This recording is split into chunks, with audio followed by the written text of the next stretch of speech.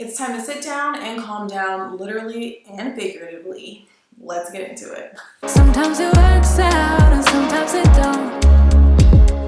Sometimes you win some. Hey y'all, welcome back to the channel. Today's video is especially dedicated to those of us who are Enneagram 3s, which are the achievers, and basically people who are like always striving to overachieve in life. I am right there with you, I get it, but I wanted to make this video today to really give you some guidance on how to take a step back and how to slow down and how that can positively impact your life. So if you are an achievement-driven person or an overachiever who is always on the go, this is definitely the video for you.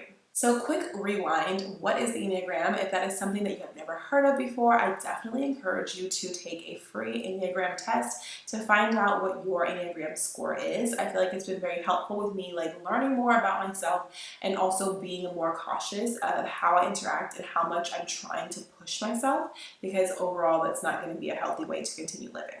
So the Enneagram is a personality type system that actually categorizes different characteristics about who you are into 9 different categories. So each different type, each number is actually defined by certain characteristics, certain motivators, certain habits, and routines that we typically do in our daily lives. This scale is something that is widely used for personal development and also very helpful for interpersonal relationships, because once you learn more about yourself, you're able to interact with others in a more effective way as well. So I really like it because I feel like it's helpful to identify every individual's strengths, as well as kind of identifying the different challenges that we're facing. And so once we know what those are, we're able to move forward, we're able to create a plan, and we're able to have a path to follow on the journey to becoming the best version of ourselves. So if that's your goal, or you like personal development content in general, definitely stick around and subscribe to the channel. So let's talk specifically about what it's like to be an Enneagram 3.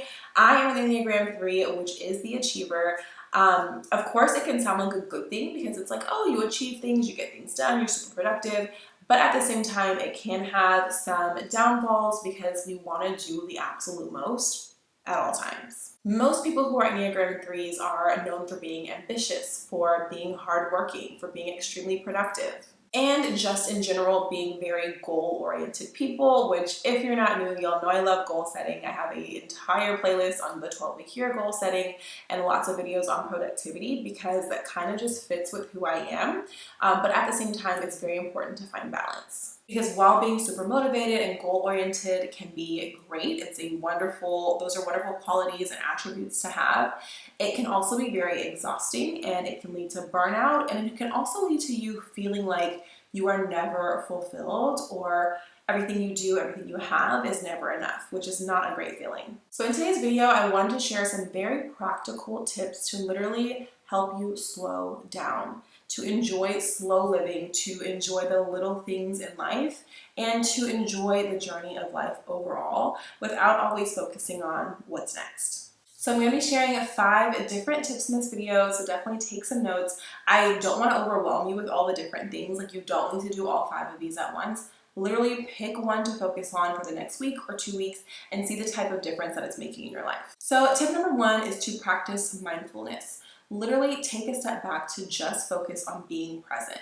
not thinking about what else you have to get done or what the next step is and what you're hoping to achieve in life, just being and enjoying the present. So some things you can do in order to aid in this process is just taking some time, about 5 minutes a day, to focus on meditation, deep breathing, prayer, anything that is going to help you feel grounded and very secure in yourself. Even if it's just sitting in silence, that's actually one of my favorite things to do. I don't have long to do it every single day, but it does bring me just a sense of peace and clarity, and it allows my mind to just shut off for a moment to where nothing else matters. I can just focus on my breathing, I can focus on the present moment, and I don't have to get so wrapped up in everything else that I have to get done. One of my favorite breathing techniques that you can do is box breathing. I love it because you can literally do it anywhere. We can actually do it together right now.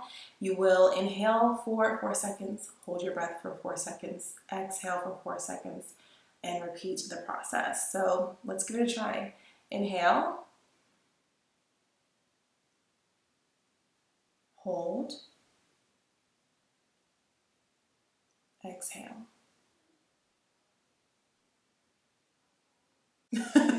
I honestly, that made me feel sleepy. It's a little bit later in the day, but it's just such a good tactic that you can use when you're busy, when you're on the go, when your mind is feeling overwhelmed, when your body is showing signs of stress. Take a step back, breathe. You can literally do it anywhere, and it's amazing and very helpful. I actually also like to use Calmigo. It is a device. I've made a video about it in the past, so I'll try to find it and link it below. But it's literally a device that helps you breathe, and it works with different senses. Like, I chose the lavender scent, so it helps with like your sense of smell, and also just calms you down overall. I usually take it with me when I'm traveling, when I'm flying, in moments that I feel really anxious and overwhelmed. So just trying different things to help you feel calm, feel centered can be very helpful. Tip number 2 is to take breaks and move your body. As achievers, we can often feel guilty about taking breaks from work, especially like if we're in a good flow or if we have a deadline. We may feel like we just need to keep plowing forward, pushing through, but that's really not going to be beneficial for us, our health, our happiness, or anything in between in the long run. Breaks are literally crucial to maintaining your productivity and to maintaining your well-being. Your body needs the break. So I have started implementing mental health walks. If I feel myself getting overwhelmed, or if I just feel like I've been sitting down for a long time or focusing on one task for a long time, I'll get up and I will go for a quick mental health walk around the block. It does not have to be long. It does not have to be time consuming or exhausting. It's just to see like there are things outside. Like when people say touch some grass, literally getting out in nature can make a huge difference with how you're feeling and combating those feelings of overwhelm. If you're like, I don't want to live somewhere where I can go walk around outside, taking care of your body, moving around inside your house is also very positive and very effective. So whether that's just doing some simple stretches or simply walking around, going into a different room, changing the scenery, those little things can make a big difference. And tip number 3 is you have to set boundaries. You have to set boundaries with yourself, and you have to set boundaries with others as well, especially when it comes to your career. If people feel like they can always come to you, they can always throw something else on your plate, they can always give you additional tasks, they're going to continue to do that.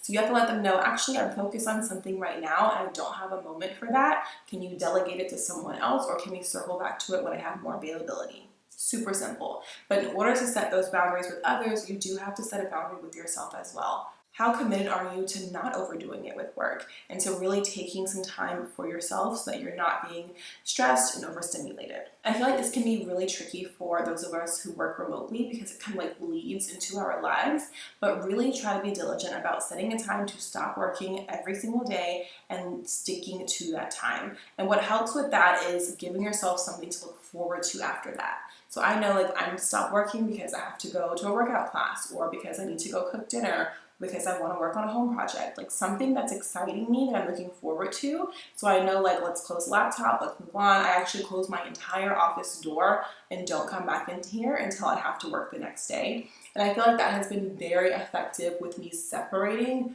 work and life, even though I do it all in the same space. Tip number 4 for the Enneagram 3 or the person who is a chronic overachiever is to reflect and celebrate. Sometimes if you're someone who's always focused on achievement, it's really hard to take a step back and be proud and celebrate and take moments of gratitude for what you have already accomplished in life. So really make it a habit to celebrate your successes, no matter how small they may be. When something really good happens, or you have that moment where you're like, wow, I accomplished this, I feel really good about it, I want you to go into your calendar and pick a time where you are going to celebrate that achievement. Again, it does not have to be long, but taking a moment to recognize yourself and scheduling it, because I'm pretty sure you're a scheduler or an overscheduler like I am, but scheduling that into your week is going to be important so you can make sure that you actually do it. Journaling is another really great way to do this, setting aside some time at the end of the week to just think about the things that you've accomplished, how well you've done, what made you feel happy, what sparked joy for you.